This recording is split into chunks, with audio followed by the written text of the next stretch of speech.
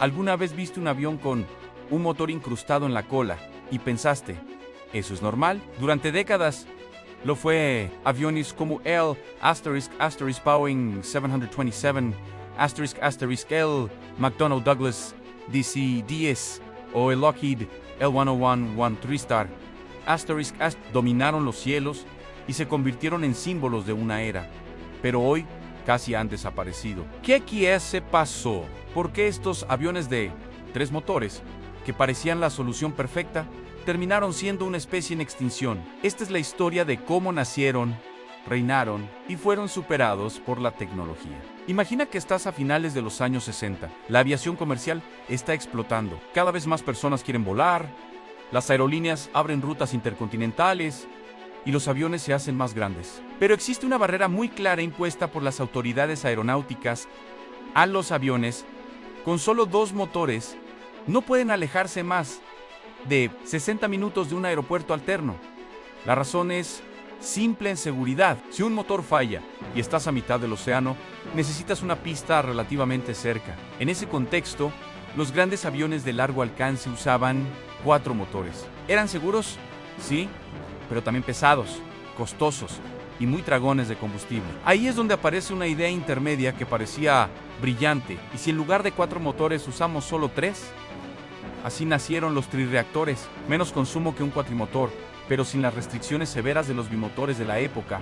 El primero en explotar este concepto a gran escala fue el Boeing 727 en 3 motores, uno de ellos ubicado en la cola, un diseño rompedor para su tiempo. Este avión estaba pensado para aeropuertos complicados, pistas cortadas, aeropuertos a gran altitud y rutas con mucha demanda. Fue un éxito absoluto. Se vendieron más de 1,800 unidades y durante años fue uno de los aviones más comunes del mundo. Pero el verdadero auge de los trirreactores llegó con los vuelos de largo alcance. A principios de los años 70, 2 fabricantes entraron en una carrera directa en McDonnell Douglas con el DC-10 y Lockheed con el L-1011. TriStar, ambos prometían algo revolucionario al cruzar océanos con solo 3 motores, transportando a cientos de pasajeros y consumiendo menos combustible que los gigantes de 4 motores. Curiosamente, ambos proyectos nacieron casi al mismo tiempo porque una gran aerolínea presionó por un avión así.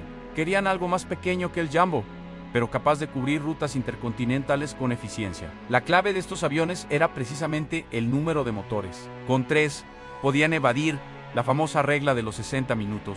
No eran tan costosos como los cuatrimotores, pero tampoco estaban limitados como los bimotores. Gracias a esto, los trirreactores comenzaron a cruzar el Atlántico, el Pacífico e incluso rutas polares. Para su época, eran lo mejor de ambos mundos. El L-1011 TriStar destacó especialmente por su tecnología. Tenía aviónica avanzada, sistemas de aterrizaje automático muy sofisticados y un diseño pensado para ofrecer un vuelo extremadamente suave. Muchos pilotos lo consideraban uno de los aviones más agradables de volar jamás construido. El DC-10, por su parte, era más versátil. Funcionaba igual de bien en rutas nacionales muy cargadas que en vuelos internacionales de largo alcance.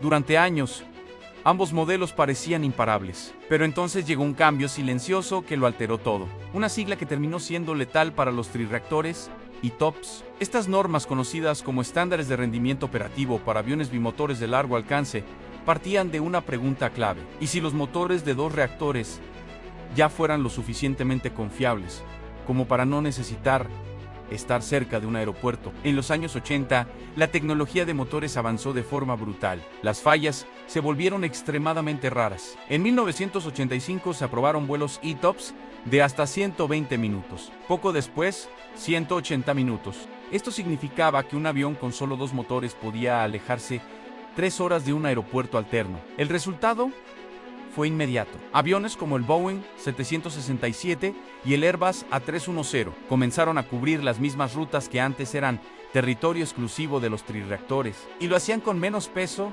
menos mantenimiento y menos consumo de combustible. De pronto, el tercer motor dejó de ser una ventaja y se convirtió en un problema. Más motores significan más piezas, más revisiones y más dinero. Como dijo una vez un piloto veterano, no es que 3 motores sean malos, es que 2 se volvieron demasiado buenos.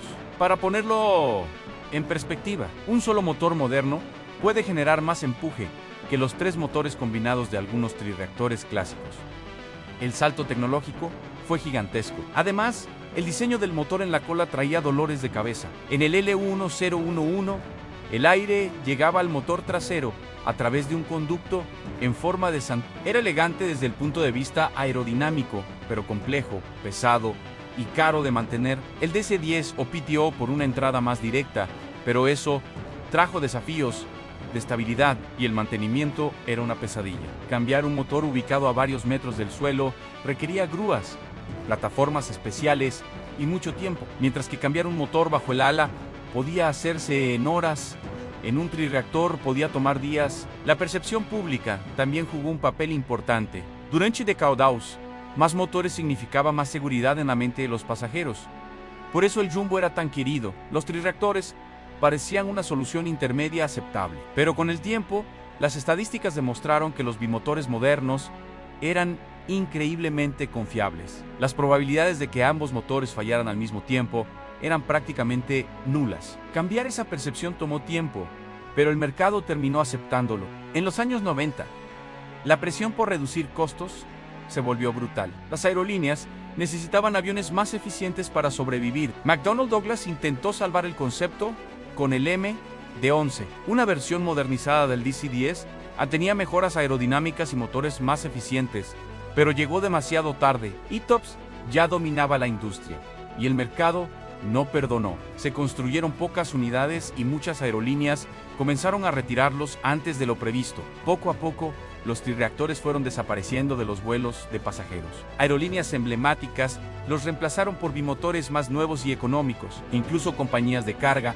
que durante años amaron estos aviones por su robustez, comenzaron a despedirse de ellos. El último vuelo comercial de pasajeros de un MD-11 ocurrió en la década de 2010, marcando el final de una era. Hoy, la mayoría de estos aviones descansan en cementerios aeronáuticos. Si caminas por lugares como el desierto estadounidense, puedes ver las siluetas inconfundibles de DC-10 y L1011, con la pintura desgastada por el sol. Algunos sobreviven como cargueros especializados, aviones cisterna para incendios o plataformas de prueba, pero su época dorada ya pasó. Aún así, quienes los volaron los recuerdan con cariño. Muchos pilotos aseguran que el TriStar era uno de los aviones más suaves y nobles que jamás existieron. Tal vez los aviones modernos sean más eficientes, pero para ellos, aquellos trirreactores tenían algo especial, algo que no se mide en consumo ni en costos. La era de los aviones de 3 motores fue relativamente corta, apenas unas décadas, pero dejó una huella profunda. Fueron la solución perfecta para un problema que ya no existe. Nos enseñaron una lección fundamental de la aviación. Lo que hoy parece indispensable, mañana puede volverse obsoleto. Podrían volver los trirreactores. Es muy poco probable. Los bimotores modernos siguen ganando por goleada. Pero cada vez que ves uno de esos aviones con un motor en la cola, estás mirando un capítulo fascinante de la historia, una época en la que los ingenieros se atrevieron a soñar en grande. Y si esta historia te pareció interesante, el video que aparece en pantalla te va a dejar con la boca abierta. Hay muchas más curiosidades de la aviación esperando a ser descubiertas.